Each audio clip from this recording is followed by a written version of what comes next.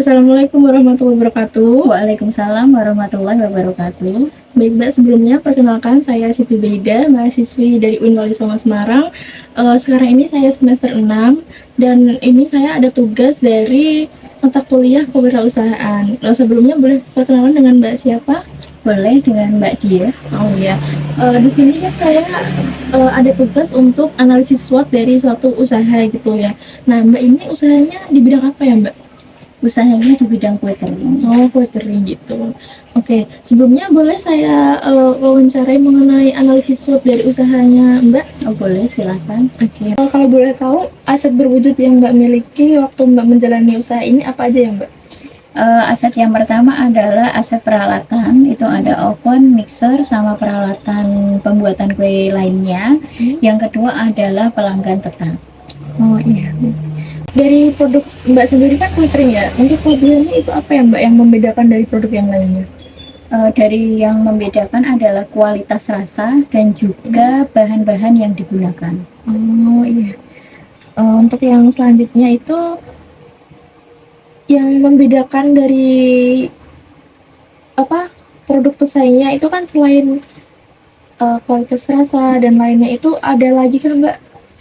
Ada mungkin menggunakan bahan-bahan yang berkualitas dan juga bahan-bahan yang fresh, karena kami membuatnya biasanya H-min 14 hari atau H-min 2 minggu, kadang paling singkat H-min 10 itu baru pembuatan. Jadi itu adalah bahan-bahan yang fresh dan makanan yang fresh. Berarti ini tidak menggunakan bahan pengawet ya Mbak? Enggak, tanpa adanya pengawet. Oh iya. Lanjut, kalau kualitas dari produk sendiri yang ditawarkan untuk konsumen itu bagaimana Mbak? Kualitasnya insya Allah dijamin bagus, karena tadi menggunakan bahan yang premium, juga bahan yang fresh, jadi kualitasnya pasti baik. Lanjut lagi,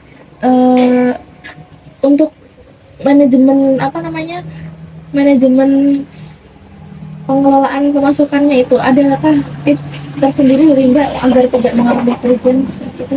Yang pertama adalah mencatat semua pengeluaran yang ada. Jadi sebelum kita beli bahan-bahan, kita harus siap untuk mencatat bahan-bahan tersebut. Kemudian setelah membeli juga dicatat harga-harganya.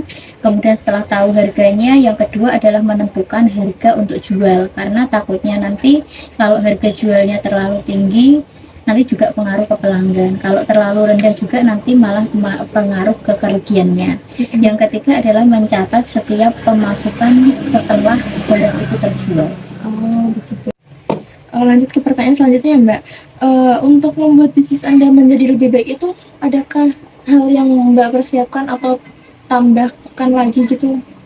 Hal yang perlu dipersiapkan mungkin yang pertama adalah lebih banyak belajar lagi melalui tutorial-tutorial yang ada di YouTube, karena saya juga membuatnya itu otodidak, jadi tidak lewat les dan lain sebagainya.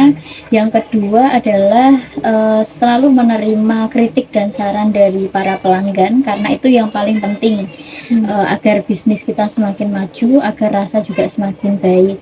Tadi kan udah ada oven sama mixer gitu ya. Nah untuk selebihnya itu masih memerlukan aset berwujud lainnya nggak Mbak? Kalau itu tetap ingin mewujudkan aset yang lainnya, kan saya itu menggunakannya oven yang tangkring. Pinginnya itu upgrade ke oven yang lebih modern, yaitu oven listrik, biar juga menghemat tenaga. Kalau tangkring kan kita harus benar-benar memerlukan banyak waktu, karena takutnya nanti gosong dan lain sebagainya. Tapi kalau yang oven listrik itu kan tinggal kita timer, pasti sudah matang dengan sempurna.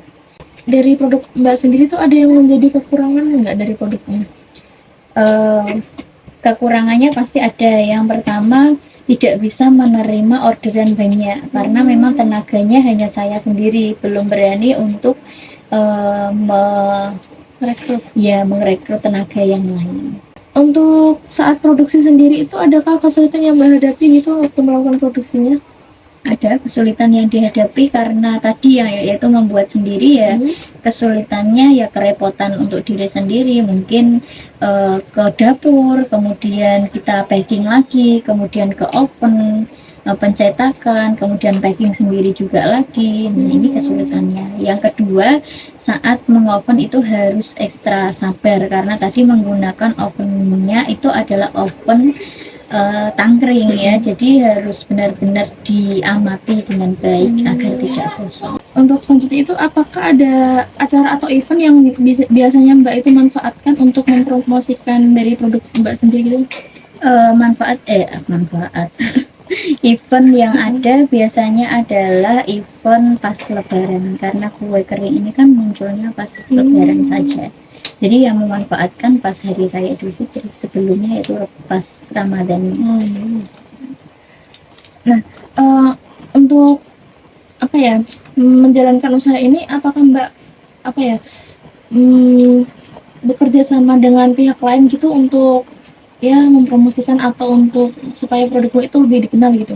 Biasanya ada reseller-reseller yang saya rekrut, kemudian juga saya menitipkan di toko-toko kue. Dari yang selanjutnya ya Mbak, apakah Mbak memiliki pesaing apa potensial dalam usaha ini? Tentu memiliki pesaing potensial, yaitu misalnya pesaing lewat media online, yaitu yang paling banyak biasanya itu di salah satu media sosial yang harganya itu lebih murah daripada ya begitu. Nah, untuk apa pemasok sendiri tuh Mbak ada pemasok atau bagaimana? Dari kalau bahan-bahannya? pemasok tidak ada, langsung beli ke toko roti, bahan-bahan roti. Begitu. Nah, untuk selanjutnya itu apa ada faktor risiko atau hambatan yang Mbak hadapi saat menjalankan usaha ini? Yang dihadapi, hambatan yang dihadapi itu dari segi modal dan juga dari bahan. Terkadang bahan ketika hari lebaran itu sulit dicari, itu contohnya adalah tepung kunci biru. Itu waktu lebaran pasti sulit sekali karena banyak yang memburu bahan tersebut, jadi kita harus membeli sebelum lebaran harus sudah memasok. Berarti tepungnya harus pakai tepungnya itu ya Mbak, nggak bisa pakai tepung yang lain gitu? Sebenarnya bisa, tapi itu nanti berpengaruh ke kualitas kuenya. Kalau pakainya asli untuk khusus kue kering itu kan tepung kunci biru. Sebenarnya bisa pakai tepung yang lain, tapi saya tidak mau ambil resiko karena pelanggan sudah tahu rasa dari roti saya, jadi saya tidak mau ambil resiko nanti malah mengecewakan pelanggan. Begitu. Nah, untuk pertanyaan terakhir ini Mbak, untuk pemasaran sendiri Mbak bagaimana cara memasarkan produknya? Kalau pemasaran selama ini lewatnya adalah dari teman kantor, yang awalnya itu dari teman kantor, kemudian mereka suka, kemudian saya luaskan lagi lewat WA, setelah lewat WA ada juga lewat Instagram, ada juga Facebook, dan terakhir mungkin lewat TikTok, tapi belum begitu banyak yang lewat TikTok. Berarti lebih sering kayak lewat media sosial gitu ya Mbak?